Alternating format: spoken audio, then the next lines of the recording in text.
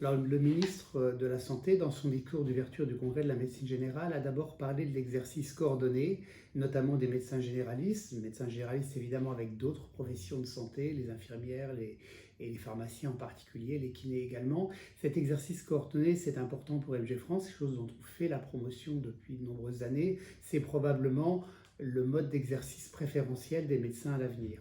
Cet exercice coordonné, il prend plusieurs formes.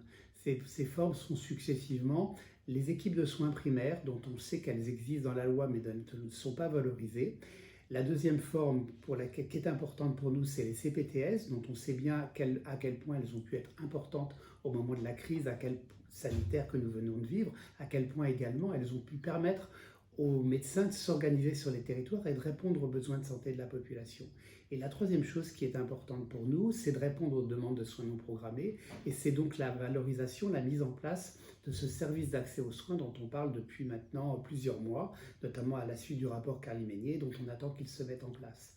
Donc ce discours du ministre, pour nous, on l'entend comme nous allons peut-être enfin, et là c'est une demande pressante, on veut un peu plus probablement avoir le top départ de la négociation que nous appelons de nos voeux avec l'assurance maladie, mais également avec le ministère de la Santé, afin de mettre en place ces trois éléments.